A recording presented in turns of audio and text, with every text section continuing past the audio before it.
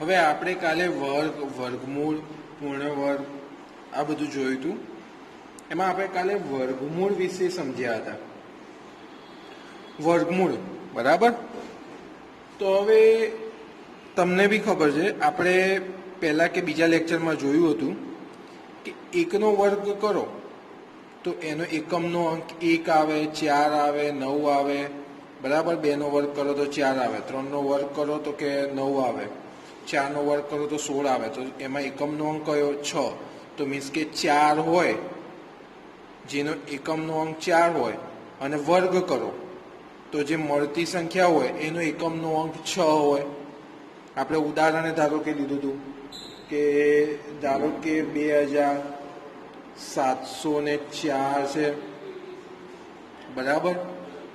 આનો જ્યારે તમે વર્ગ કરતા હોય તો આનો એકમનો અંક 4 છે, બરાબર.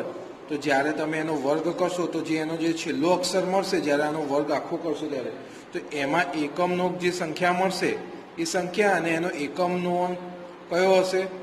તો કે 6 હશે, બરાબર. એ જ રીતે આગળ વધીએ હવે આપણે.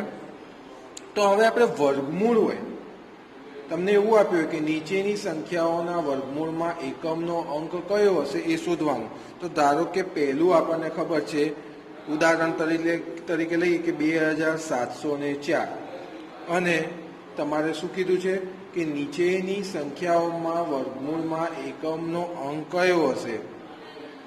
નીચેની સંખ્યામાં વર્ગમૂળમાં એકમનો અંક કયો હશે, બરાબર.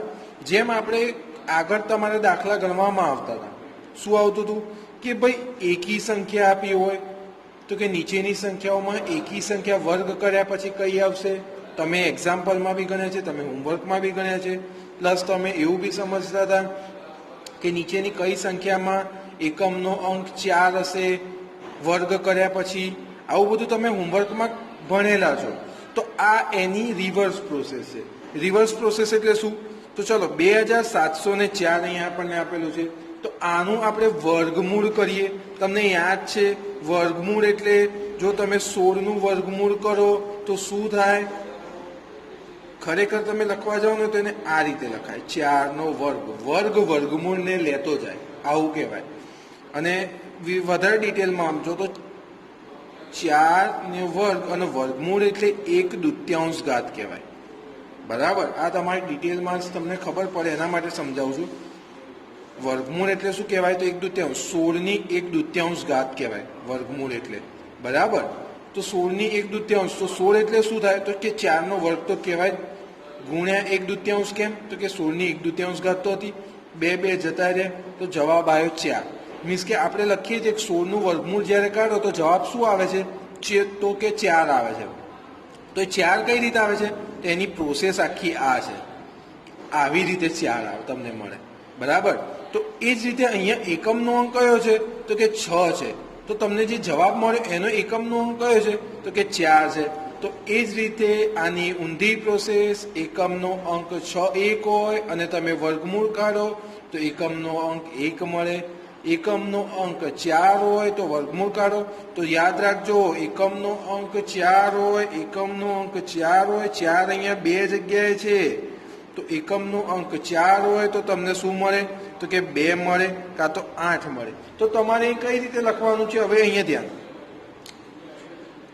આ સંખ્યા આપણે આપી છે તો અહીંયા તમારે લખવાનું, આપેલી સંખ્યામાં એકમનો અંક કયો છે? તો કે 4 છે. તો વર્ગમૂળની સંખ્યાનો એકમનો અંક શું હશે? તો કે 2. જો અહીંયા 4 છે અને અહીંયા બી 4 છે, તો આપણને કયા જવાબ મળે? કાં તો 2 હોઈ શકે કાં તો 8 હોઈ શકે. તો શું લખવાનું? 2 અથવા 8 હોય, બરાબર.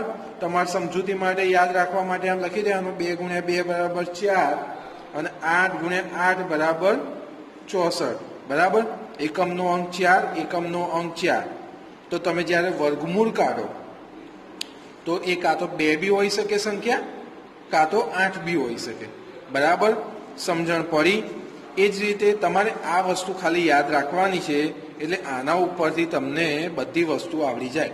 તમને 1 થી 10નું જ્યારે વર્ગ કરતા આવડે તો તમે આ જ સંખ્યાઓનું જ્યારે વર્ગમૂળ કરો તો આ રિવર્સ સંખ્યા મળે. 4નું વર્ગમૂળ કરો તો 2 મળે, 9નું વર્ગમૂળ કરો તો 3 મળે, 16નું વર્ગમૂળ કરો કઈ રીતે મળે મેં તમને અહીંયા સમજાવ્યું આખું કે શું પ્રોસેસ થાય છે. તમે 9નું વર્ગમૂળ કરો, 9નો વર્ગ કરો તો શું મળે? 81. પણ 9 અહીંયા લખું છું નીચે કે ધારો કે આપણે સમજવા માટે કે 9નું વર્ગમૂળ કરો તો શું થાય? તો કે તમે શું કહેવાય કે 9ની 1/2 ઘાત લખાય. 9 એ શું છે? તો 9ને તમારે એવું લખવું હોય તો લખીએ કે 3નો વર્ગ એટલે 9 લખાય. તો 3નો વર્ગ ગુણ્યા 1/2 ઘાત તો હતી જ.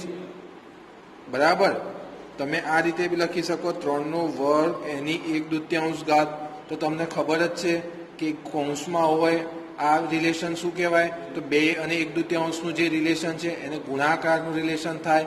તો અહીંયા ગુણાકાર રીતે લખવું હોય તો લખાય. તો 2 2 છેદ ઉડી જાય તો તમને જવાબ મળે 3.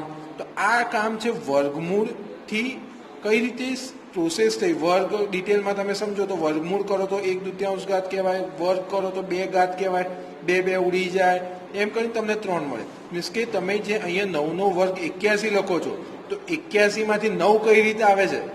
બરાબર, એ તમારી એક સમજણ માટે મેં તમને આ સમજાયું કે જે લોકોને કદાચ નિયમ યાદ ના રહેતા હોય કે ભાઈ 1 4 6 5 આવું આવતું હોય તો એનું વર્ગમૂળ કાઢો તો 1 2 3 4 આવો એકમનો અંક આ હોય તો એનો એકમનો અંક આ મળે. મીન્સ કે 2 એકમનો અંક હોય તો એનો એકમનો અંક વર્ગ કરવાથી 4 મળે. જ્યારે તમને આવું યાદ ના રહેતું હોય તો તમારે આ વસ્તુ યાદ રાખવાની. આ વસ્તુ યાદ હોય તો તમારે અહીંયા 3 છે તો 9 મળે, 4 છે તો 6 મળે, 5 છે તો 5 મળે, 6 છે તો 6 મળે, 7 છે તો 9 મળે, 8 છે તો 4 મળે, 9 છે તો 1 મળે, 0 1 હોય તો 2 0 0 હોય તો 0 મળે. ખબર પડી? એટલે આ તમારે યાદ રાખવા માટે તમને સમજાયું. તો હવે આપણે આગળ વધીએ, બીજું એક એક્ઝામ્પલ લઈએ. બરાબર, 3969 3969. તો ચલો આમાં એકમનો અંક કયો છે? તો કે 9 છે. તો લખાય એકમનો અંક 9 છે. હું આવી રીતે આમ કંઈ ગોળ કરીને આમ લીટું કરું છું, તમારે એ રીતે નહીં લખવાનું. આ તમારી ખાલી એક સમજણ માટે લખું છું. તો અહીંયા તમારે લખવાનું એકમનો અંક 9 છે. બરાબર, તમારે તો વ્યવસ્થિત રીતે જ લખવાનું છે. તો વર્ગમૂળની સંખ્યાનો એકમનો અંક શું મળશે આપણને? 3 અથવા 7 હોય. કઈ રીતે ખબર પડી કે 3 અથવા 7 હશે? આગળ આપણે સમજ્યા એ જ રીતે કે એકમનો અંક શું હતો અહીંયા? તો કે અહીંયા એકમનો અંક 9 છે. બરાબર, તો વર્ગ કરો તો એકમનો અંક કઈ કઈ જગ્યાએ મળે છે? તો અહીંયા એક 9 મળ્યો. વર્ગ કરવાથી કઈ મળે? તો અહીંયા એક 9 મળ્યો. તો શું છે? 3 છે. શું છે સંખ્યા? વર્ગમૂળ લો તો શું મળે? તો 7 મળે. વર્ગમૂળ બોલું છું, વર્ગ નથી બોલતો. શબ્દ પકડજો. તો વર્ગમૂળ કરો તો શું મળે? તો કે 3 મળે છે. વર્ગમૂળ કરો તો શું મળે છે? તો કે 7 મળે છે. બરાબર, તો તમારું શું હોઈ શકે જવાબ? તો કે તમારો એકમનો અંક વર્ગમૂળ કર્યા પછી 3 અથવા 7 હોઈ શકે. બરાબર, અહીંયા એક રકમ લખી છે. કોઈ પણ પ્રકારની ગણતરી કર્યા વિના જણાવો કે નીચેની સંખ્યા કઈ સંખ્યા પૂર્ણ વર્ગ હશે કે નથી. બરાબર, યાદ કરો, આપણે આગળ ભણ્યા હતા, હમણાં હાલ બી શીખ્યા કે 0 1 4 5 9 6 અને પછી 9 આ સંખ્યામાંથી કોઈ બી સંખ્યા હોય તો એ આ સંખ્યામાંથી કોઈ બી સંખ્યા એકમમાં હોય. મીન્સ કે ધારો કે અહીંયા એકમનો અંક કયો છે? તો કે 9 છે. તો 9 એ આમાંથી આવે છે 0 1 4 5 6 9 આ તો કે અહીંયા 9 આવે છે તો 9 શું છે તો કે અહીંયા એકમનો અંક છે તો જેનો એકમનો અંક 0 હોય જેનો એકમનો અંક 1 હોય જેનો એકમનો અંક 4 હોય જેનો એકમનો અંક 5 હોય જેનો એકમનો અંક 6 હોય જેનો એકમનો અંક 9 હોય તો આવી સંખ્યા પૂર્ણ વર્ગ હોઈ શકે હોય જ એવું નહીં લખતો હોઈ શકે શબ્દ સમજજો હોય બી ખરી અને ના બી હોય પણ સંભાવના ખરી પણ એના સિવાયની કઈ છે તો કે 2 છે 3 છે 7 છે 8 છે આ બધી સંખ્યા જો એકમનો અંક આવે તો પૂર્ણ વર્ગ સંખ્યા હોતી નથી હવે તમે કહેશો કે સાહેબ આ તો યાર યાદ કરીએ છીએ પણ એક્ઝામમાં લખવા જઈએ છીએ તો ભૂલી જવાય છે તો એના માટે જ તમને કીધું હતું કે તમારે 1 થી 10 યાદ રાખવાના વર્ગ કે જેથી એકમનો અંક આ જે એકમનો અંક છે એ જ મેં અહીંયા લખ્યા છે બરાબર તો તમને ખબર પડી જશે ઓકે તો હવે આપણે અહીંયા લઈએ એક એક્ઝામ્પલ કે 729 તો 729 એ પૂર્ણ વર્ગ સંખ્યા હશે કે નહીં હોય તો હા કે 9 છે એનો એકમનો અંક 0 1 4 5 6 9 માં એનો આવે છે તો પૂર્ણ વર્ગ સંખ્યા હોઈ શકે બરાબર એ જ રીતે બીજું એક્ઝામ્પલ લઉં છું 268 એકમનો અંક કયો છે તો કે 8 છે 268 લઉં છું એમાં એકમનો અંક કયો છે તો કે 8 છે શું 8 આ સંખ્યામાંથી છે તો કે ના તો શું છે તો તમારે લખી દેવાનું પૂર્ણ વર્ગ નથી બરાબર નીચે આપેલી સંખ્યા પૂર્ણ વર્ગ સંખ્યા નથી કાં તો એની શક્યતા નથી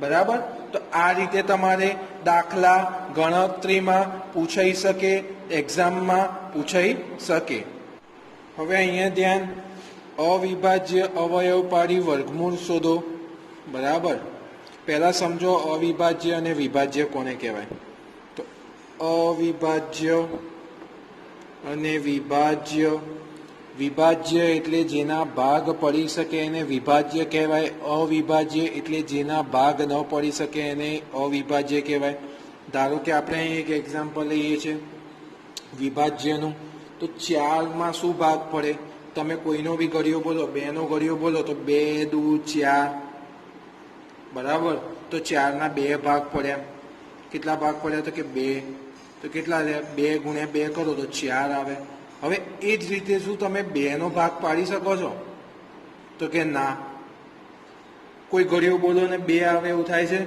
તો કે ના એ જ રીતે તમે 3 ના ભાગ પાડી શકો છો તો કે 2 ના ભાગ નહીં પાડી શકતા 3 ના ભાગ નહીં પાડી શકતા 4 ના ભાગ પાડી શકાય છે 5 ના ભાગ નહીં પાડી શકતા કોઈ ઘડિયો બોલો અને 5 આવે તો કે ના નથી આવતો કોઈ ઘડિયો બોલો અને 6 આવે એવું બને છે તો કે આ બને છે 3 દુ 6 કોઈ ઘડિયો બોલો 7 આવે તો કે ના નથી આવતું તો 7 કેવી કહેવાય સંખ્યા અવિભાજ્ય સંખ્યા કોઈ ઘડિયો બોલો અને 8 આવે તો કે 4 નો 8 હોય તો 4 નો ઘડિયો બોલો તો 4 દુ 8 બરાબર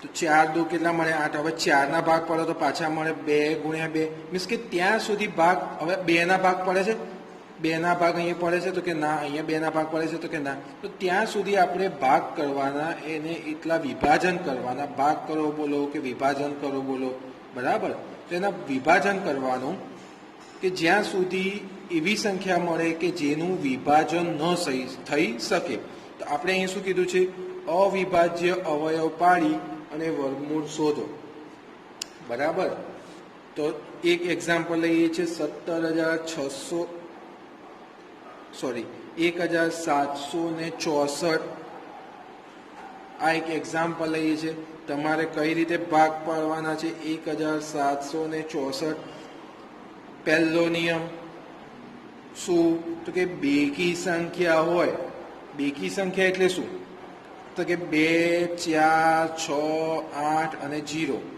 આવી હોય તો હંમેશા 2 થી 2 નો ઘડિયો બોલો તો એના ભાગ પડે જ બીજું એની સંખ્યા તમને જે આપી હોય એનો એકમનો અંક બેકી હોય તો 2 વડે ભાગ પડશે. 5 અને 0 આપેલું હોય પાછળ તો 5 થી ભાગ પડે ને પડે જ. આ બે વસ્તુ ના આપી હોય તો તમારે શું કરવાનું છે?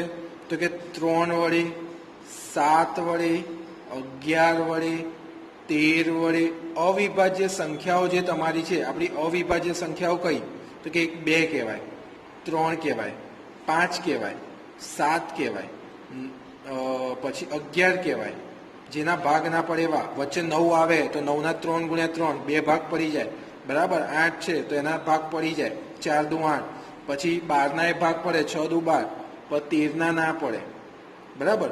તો આ રીતે જે અવિભાજ્ય સંખ્યા તમે આગળ વધો તો પહેલા તમારે 2 વડે ભાગ પાડવાના.